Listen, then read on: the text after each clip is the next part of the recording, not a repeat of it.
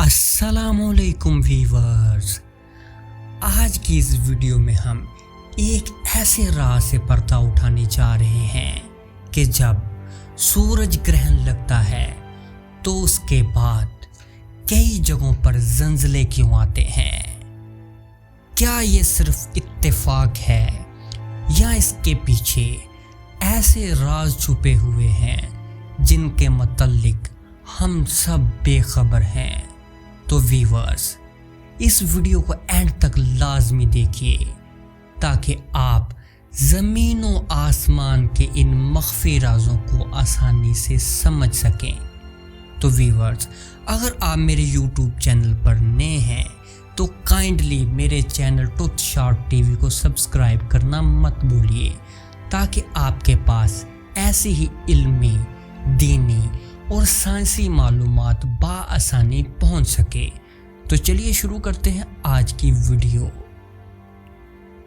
सबसे पहले हम बात करेंगे कि आखिर ये सूरज ग्रहण क्या होता है।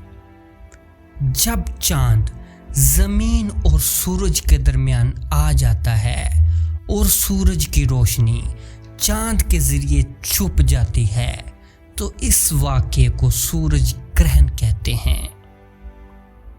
अब बात करते हैं कि ज़लज़ले कैसे आते हैं। ज़लज़ला एक फितरी वाक़या है।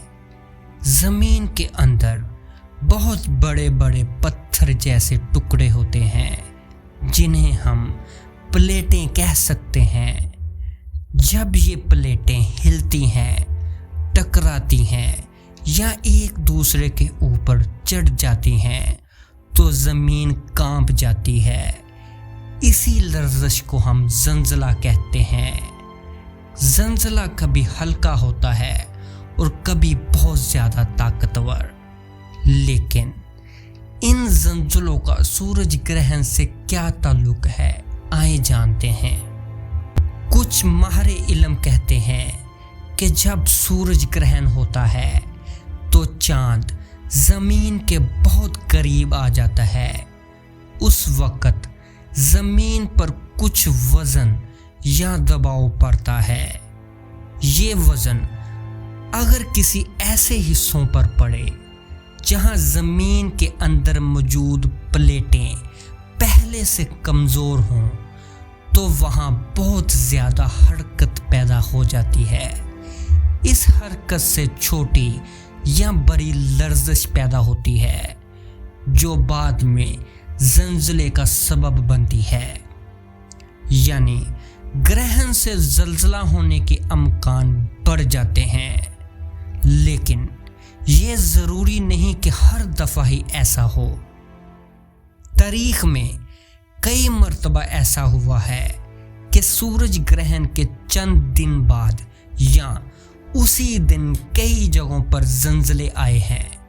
जैसे कि जापान में सूरज ग्रहण के बाद एक बहुत बड़ा ज़लज़ला रिकॉर्ड हुआ था।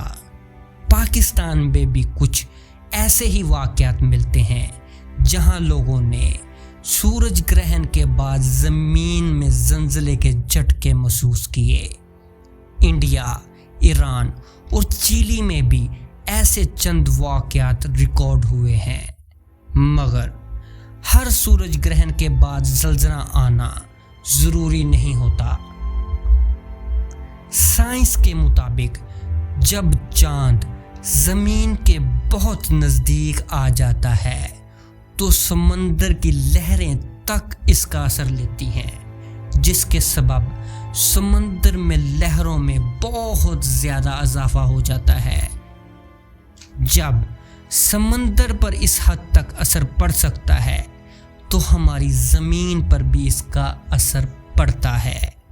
यानी जब चांद ज़मीन के ऊपर कुछ दबाव डाल रहा होता है तो ज़मीन के अंदर मौजूद प्लेटें इस असर को तेज़ी से पकड़ लेती हैं और जिस जगह पर ज़मीन के अंदर प्लेटें कमज़ोर हों तो उस वक़्त वहाँ पर ये प्लेटें हिलना शुरू कर देती हैं जो बाद में एक ज़लज़ले का सबब बनती हैं। हमारे दीन में सूरज और चांद दोनों اللہ کی نشانیاں ہیں۔ رسول اللہ صلی اللہ علیہ وسلم نے فرمایا ہے کہ ان نشانیوں کو دیکھ کر خدا کا خوف کیا کرو، عبادتیں کیا کرو اور توبہ کیا کرو۔ سورج گرہن اور زلزلہ دونوں انسان کو یاد دلاتے ہیں کہ زندگی میں کوئی بھی چیز ہماری مرضی سے نہیں چل رہی، یہ سب کچھ اللہ کے حکم سے چل رہا ہے۔ جب کبھی سورج گرہن یا ایسا کوئی فطری واقعہ رونما ہو تو ہمیں چاہیے کہ ہم گھبرائیں نہیں، خبروں میں افواہوں کا شکار نہ بنیں، بلکہ ہمیں چاہیے کہ ہم مسجدوں میں دعائیں کریں، عبادتیں کریں، آپس میں محبت اور مدد کا رویہ اختیار کریں۔ سورج گرہن اور زلزلہ ہمیں صرف ڈرانے نہیں بلکہ ہمیں یاد دلانے آتے ہیں کہ یہ سارا نظام میرے اللہ کے قبضہ قدرت میں ہے، بس توبہ کرو اور خدا کی طرف لوٹ آؤ۔ تو ویورز، اگر آپ کو یہ ویڈیو پسند آئی ہو تو کائنڈلی اس ویڈیو کو لائک لازمی کیجئے، کمنٹ کیجئے اور شیئر کیجئے، اور اگر آپ میرے چینل پر نئے ہیں تو کائنڈلی میرے channel truth short T V کو سبسکرائب کرنا مت بھولیے، تاکہ آپ کے پاس ایسے ہی زمین و آسمان کے راز بآسانی پہنچ سکیں۔ تو ملتے ہیں ایسی ہی ایک لیٹسٹ اپڈیٹ کے ساتھ اپنی نیکسٹ ویڈیو میں، تب تک کے لیے اللہ حافظ۔